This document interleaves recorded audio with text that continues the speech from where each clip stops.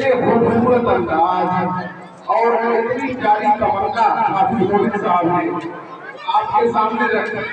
یقیناً اللہ کے رسول صلی اللہ علیہ وسلم کی محبت ہر مسلمان کے دل میں اس قدر ہے اور ہونی چاہیے کہ اتنی محبت انسان اور مسلمان کسی دوسرے سے، اپنے والد سے، اپنے بچوں سے، اپنی مال و دولت سے نہیں کر سکتا.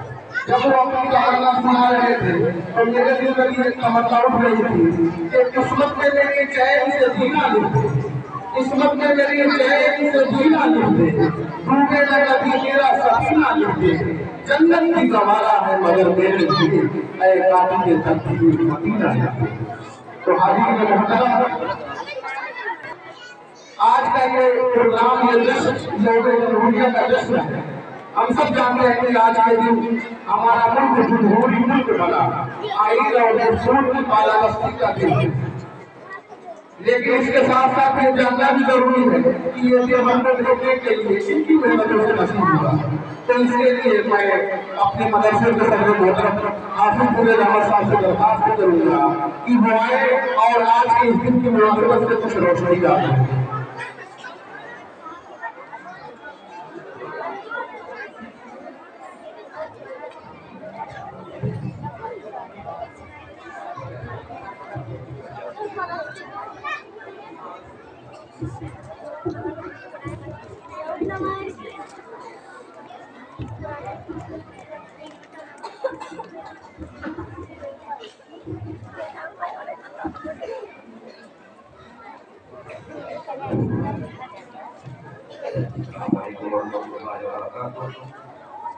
میں اپنے آئے ہوئے تمام مہمانوں کا تہہ دل سے شکرگزار ہوں.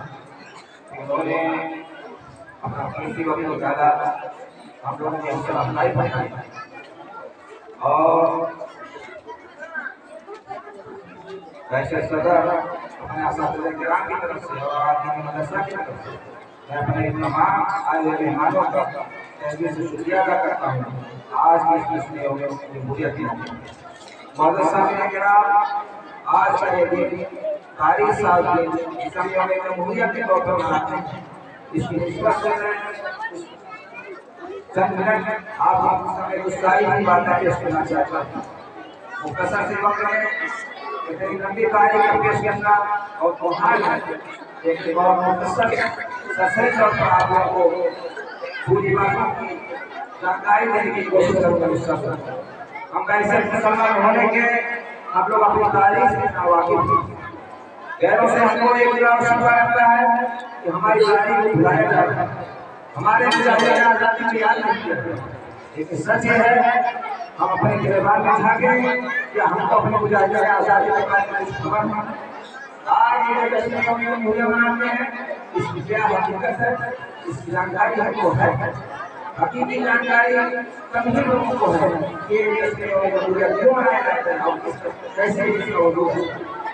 وقت سامعین کرام، ہم اور آپ یہاں بالکل جانتے ہیں کہ وقت سلطنت کے بعد ہندوستان انگریزوں کا غلام ہو چکا تھا. وہ غلامی تقریباً 150 سال تک تھی. 1947 سے 15 اگست کو ملک کو آزاد ہو گیا. لیکن اس آزادی کے بعد بھی قانون جو تھا وہ انگریزوں ہی کا چلتا تھا. آزادی سے کچھ پہلے اپنے مجاہدین آزادی جو بڑے لیڈر تھے، بڑے نیتا تھے، انہوں نے سوچا کہ دیش کے آزاد ہو جائے گا تو دیش کو کیسے چلایا جائے، کس نہج پر چلایا جائے، اس دیش کو کس راج میں بنایا جائے، ہندو راج بنایا جائے، مسلم راج بنایا جائے، اس دیش میں اور بات کس کے لیے. اس کے لیے بہت سا سمجھا وجود کیا ہے. تقریباً 11 مرتبہ سمجھیا بیٹھے آزادی سے لے کر آزادی سے کچھ پہلے سے، اور 200 سے زیادہ اس کی چنی ہوئی. بڑے بڑے دماغی ماہر قانون اچھی جنگل میں کہنے آئے، پورے دیش سے چنا گیا. یہ دیش اس کے بعد اس میں سے 200 میں سے ایک کمیٹی بنائی گئی. وہ کمیٹی کے صدر ڈاکٹر بھیم راؤ امبیڈکر کو چنا. 2 سال 11 مہینہ 18 دن مسلسل جدوجہد کے بعد تقریباً 30 سال تک محنت کرنے کے بعد یہ آئین ہندوستان مرتب ہوا جسے ہم قانون ہند کہتے ہیں، اور 26 نومبر 1949 کو اس کی کاپی پارلیمنٹ میں اور عدلیہ میں سونپی گئی۔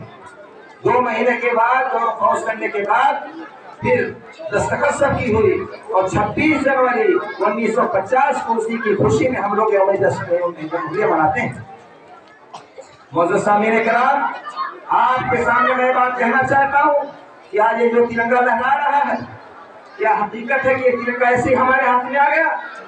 اس کے لیے کتنی قربانیاں دینی پڑی ہیں، روم پہ کھڑے ہو جاتے ہیں۔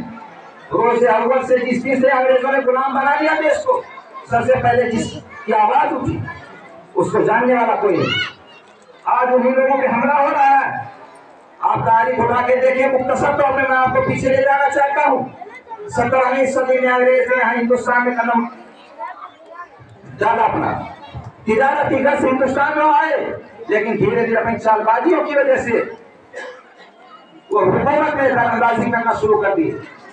17ویں صدی میں ابتدا میں آئے۔ 1757 میں بنگال میں سنگھاٹ سے راجپوتوں سے جنگ ہوئی، اپنوں کی کمیوں کی وجہ سے وہ جنگ ہار گئے، پوربی حصہ ان کے ہاتھوں میں چلا گیا، لیکن پھر بھی ہندوستان کا اصل حصہ ہندوستانیوں کے حوالے تھا۔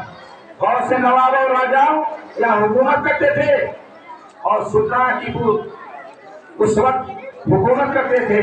پھر ان پر جب انگریزوں نے چڑھائی کی اور 1799 میں جب ان کو شہید کر دیا، اس وقت انگریز کے جنگل میں اس کے سلطان ٹیپو شہید رحمت اللہ علیہ کے سینے پر قدم رکھ کر تب جا کے کہا کہ ہندوستان آج ہمارا ہے۔ حالانکہ ہندوستان کا بہت سا حصہ اس وقت انگریزوں کے ہاتھ میں نہیں آیا تھا، لیکن وہ سمجھ رہے تھے کہ اگر کوئی راستے کا روڑا ہے، راستے کا کوئی کانٹا ہے، تو یہی سلطان ٹیپو شہید رحمت اللہ ہے۔ گویا کہ مسلمانوں کو سب سے زیادہ خطرہ تھا۔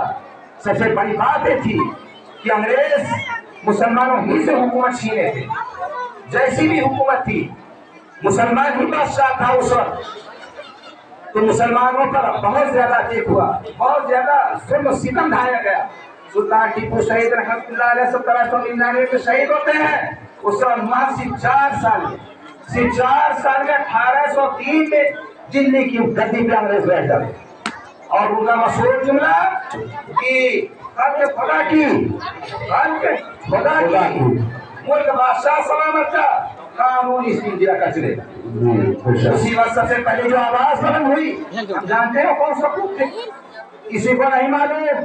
آج مسلمانوں پہ غداری کا، دہشت گردی کا طرح طرح کا الزام دیا جا رہا ہے، بچے خاموش ہیں، طرح طرح کے الزام دیا جا رہا ہے، وطن پرستی سے ثبوت مانگا جا رہا ہے۔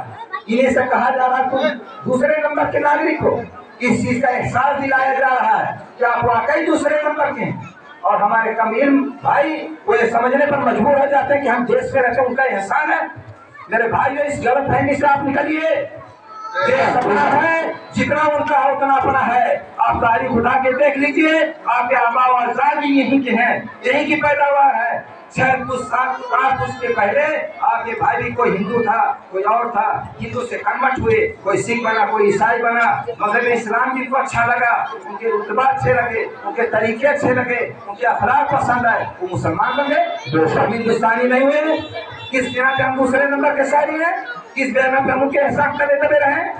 جنگ آزادی میں مسلمانوں نے جو سب سے پہلے فتویٰ دیا، شاہ ولی اللہ محدث دہلوی رحمت اللہ علیہ کے صاحبزادے شاہ عبدالعزیز محدث دہلوی رحمت اللہ علیہ جب 1803 میں انگریز نے اعلان کیا کہ خلق خدا کی ملک بادشاہ سلامت کا آئین اس انڈیا کا چلے گا، تو سب سے پہلی آواز 1803 میں شاہ عبدالعزیز محدث دہلوی رحمت اللہ علیہ نے فتویٰ دیا کہ انگریزوں کے خلاف جہاد کرنا فرض ہے، فرض ہے، فرض ہے۔ بے شک اس کے عوض میں ان کو کیا ملا؟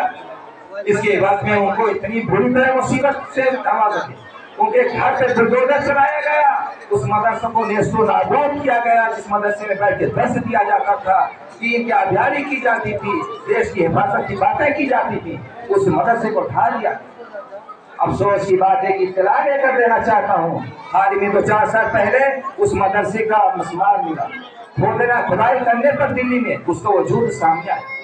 حکومت نے چاہیے تھا کہ انگریزوں کے خلاف سب سے پہلی آواز یہاں سے بلند ہوئی تھی، اس کو جو ہے کم از کم ایک نمونے کے طور پر، ایک یادگار کے طور پر باقی رکھا جائے، لیکن ایسا حکومت نے تعصب کے چشمے کی وجہ سے اس کو بالکل نیست نابود کر دیا۔ بہرحال موضوع دوسرے طرف جا رہا ہے۔ پہلا فتویٰ شاہ عبدالعزیز محدث ندوی رحمۃ اللہ علیہ نے دیا اور اتنی مصیبت جھیلی، اور انہیں کے نوحال، انہیں کے شاگرد وغیرہ نے پھر وہ کام کرتے گئے۔ 1824 میں خود تو انتقال کر گئے، لیکن شاہ احمد بریلوی رحمۃ اللہ علیہ، شاہ اسماعیل صہیب رحمۃ اللہ علیہ کے کندھوں پر ایک ذمہ داری ڈال دی، اپنے شاگردوں کی ذمہ داری ڈال دی۔ شاہ احمد بریلوی رحمۃ اللہ علیہ وہی ہیں جن کی نسلوں میں شیخ ابو الحسن علی ندوی علی میاں رحمۃ اللہ علیہ پیدا ہوئے۔ کوئی معمولی ہستی نہیں ہے، بہت اونچی خاندان سے تعلق رکھنے والے شیخ ابو الحسن علی میاں ندوی رحمۃ اللہ علیہ ایسی شخصیت ہے جن کو پوری دنیا جانتی ہے، اور ان کے نزدیک علماء دیوبند کی کتنی اہمیت ہے ان کے ایک ایک بیانات سے واضح۔ شاہ احمد بریلوی رحمۃ اللہ علیہ، شاہ اسماعیل صہیب رحمۃ اللہ علیہ اپنے استاد کی اس آواز کو پورے ہندوستان میں رکھتا ہے چلے، اور اس آواز کے نتیجے میں بچے خاموش ہو جائیں، توجہ کی ضرورت ہے، خاموش ہو جائیں بچوں۔ اس کے نتیجے میں 1857 کے انقلاب پر معمولی بات نہیں تھی۔ 1824 سے 1857 تک اتر سے دکن تک، پورا سے پچھم تک، بہار بنگال سب ایک کر دیے ان شاگردوں نے۔ جہاں کشتی کی ضرورت پڑی کشتی سے گئے، جہاں خشکی کی ضرورت پڑی خشکی کا سفر کیا، پیدل کا سفر کیا، سواری کا سفر کیا، پوری ٹولی اور جماعت بنا کر دلی میں نہیں بیٹھے، گاؤں دیہات جا کر اجاگر کیا کہ انگریز کتنے ہم لوگوں کے خلاف ہیں۔ بہرحال وہ آزادی کی چنگاری جو جلا کے گئے تھے شیخ صاحب، اس کو ان کے شاگردوں نے آگے بڑھایا۔ 1857 میں انقلاب برپا ہوا، جس میں شیخ مولانا قاسم نانوتوی رحمۃ اللہ علیہ، مولانا عبدالرشید گنگوہی رحمۃ اللہ علیہ، حافظ ثانی شہید رحمۃ اللہ علیہ، حضرت محل بیگم لکھنؤ، شاہ بہادر ظفر، مولانا احمد اللہ شاہ، رانی لکشمی بائی، یہ سب بڑے بڑے لیڈر تھے جو انقلاب میں حصہ لیا۔ بہرحال انقلاب برپا ہوا، اول ہندوستانیوں کی فتح محسوس ہوئی، لیکن کچھ نااہلی اور کچھ اسلحے کی کمی کی وجہ سے انگریز حاوی ہو گئے۔ انقلاب کے بدلے میں جب انہوں نے ظلم ڈھایا ہے تو تاریخ کے اوراق سے روپے کھڑے ہو جائے۔ اگر آپ ان کو یہ شبہ ہوگا کہ اس خاندان سے بھی ایک بات ہمارے خلاف اٹھا ہے، پوری خاندان کو، پورے گاؤں کو آگ لگا دیتے، دروازے میں تالا لگا کے گھر میں آگ لگا دیتے تھے، یہ حال ہوئی۔ 1857 کے بعد جو غدر جسے نام دیتے ہیں جو برپا ہوا، تو اپنے علماء دین نے محسوس کیا کہ غالب جو آ گئے ہیں، جو حاکم ہمارے اوپر مسلط ہوئے ہیں، ان کی نیت صاف نہیں، آنے والی جو تاریخ بتائی وہ نہایت ہی خراب ہوگی۔ دوسرے ممالک کی تاریخ یہی تھی، جب حاکم آتا تو محکوم پر کس طرح ظلم ڈھاتا ہے، وہ اپنے مذہب کو اسے لاگو کرنا چاہتا، اور یہی ہندوستان میں ہو رہا۔ عیسائی پادریوں کی پوری جماعتیں ہندوستان میں آنا شروع ہو گئی تھی، حکومت کی پشت بنائی تھی، گاؤں جا کر وہ اپنی عیسائیت کی تعلیم فروغ دے رہے تھے، جس کے لیے علماء دیوبند نے سر جو کے بیٹھا، اور وہی فکر ولی اللہ ہی لے کر ایک مدرسہ جو لگایا جسے ہم دارالعلوم دیوبند کے نام سے جانتے ہیں، جس کی قربانیوں کو بھلانا، گویا کہ اپنے آپ کے وجود کو بھلا دینا ہے، گویا کہ اپنے آپ کی نسل کو بھلا دینا ہے، اپنے آپ کو اتنا جھوٹا ثابت کرنا کہ فلاں کی بات ہم فلاں کے اولاد۔ دیوبند کی قربانیاں کسی صورت میں بھلائی نہیں جا سکتی۔ اس وقت کے علماء دیوبند نے بہت بڑا کام کیا۔ سب سے بڑا کام یہ کیا کہ ہم کو اپنے مذہب پہ رہنے کا طریقہ سمجھایا، شریعت و سنت، قرآن و حدیث کی صحیح تعلیم کو دی، اور وہیں سے اس لیے بھی دارالعلوم میں وجود آیا کہ یہاں سے آزادی کی تحریک چلتی رہے گی، اور وہی ہوا۔ 1866 میں دارالعلوم دیوبند کے وجود کے بعد ایک بڑی سی لکیر الحمدللہ جگہ کریا گاؤں شہر سے بہت سے مدارس وجود میں آئے، اور سب کے اپنے اپنے کردار ہیں، ایک ہی مالے کے سب پھول ہیں۔ اس لیے ہم کو یہ توازن نہیں کرنا کہ فلاں مدرسے کا فلاں کردار، لیکن سچ یہ ہے کہ علماء کرام، خصوصاً جمعیت علماء کی جو ٹیم تھی اور علماء دیوبند ہے، ان کی قربانیاں بھلانے کی قابل نہیں۔ ہر وقت ہم کو یاد کرنے کی ضرورت ہے اور ان کے احسان رہنے کی ضرورت ہے۔ ابھی آپ لوگوں کے سامنے شاہ عبدالعزیز محدث دہلوی رحمۃ اللہ علیہ سے مولانا قاسم تک پہنچے، 1857-1866 کا وقت ہے۔ انہی کے شاگردوں میں محمود حسن دیوبندی رحمۃ اللہ علیہ تیار ہوتے ہیں، جنہوں نے اپنی پوری ٹیم بنائی، باہر ممالک میں جا کے پورے ہندوستان کی ایک حکومت بنائی، اس کے جو وزیر اعظم چنے گئے وہ ہندو تھے، جو صدر چنے گئے مسلمان تھے۔ اپنے اکابرین جانتے تھے کہ ایک ساتھ رہنا ہے، اس لیے سب کو لے کے چلنا۔ ان کا یہی مشن تھا کہ ہندوستان سے انگریزوں کو بھگایا جائے۔ وہ تحریک چلتی رہی اور 1947 میں ملک آزاد ہوا۔ لیکن 1942 میں جب یہ تحریک پاس ہوئی کہ انگریزوں ملک چھوڑو، اس وقت 1922 سے لے کر 1942 تک بلکہ 1947 تک جمعیت علماء ہند بار بار انگریز کو پکڑ کر کہہ رہی تھی کہ ہم سیکولر ملک چاہتے ہیں، جس کے لیے ہم بتانا چاہتے ہیں آپ کو یہ سیکولر ملک ہم چاہتے ہیں، ہم اس کو ہندو راشٹر نہیں بنانا چاہتے، ہم ہندوستانی ہیں، ہم نے لڑا ہے، ہم نے بھیڑا، ہم نے قربانیاں دی ہیں۔ ایک جنگ 1857 کی بات کے 52,500 علماء کرام سے دلی کی چاندنی چوک سے لاہور سے کوئی درخت نہیں تھا جہاں علماء کی گردنیں نہ لٹکی ہو۔ آج ہم کہتے ہیں علماء کی کیا قربانی ہے؟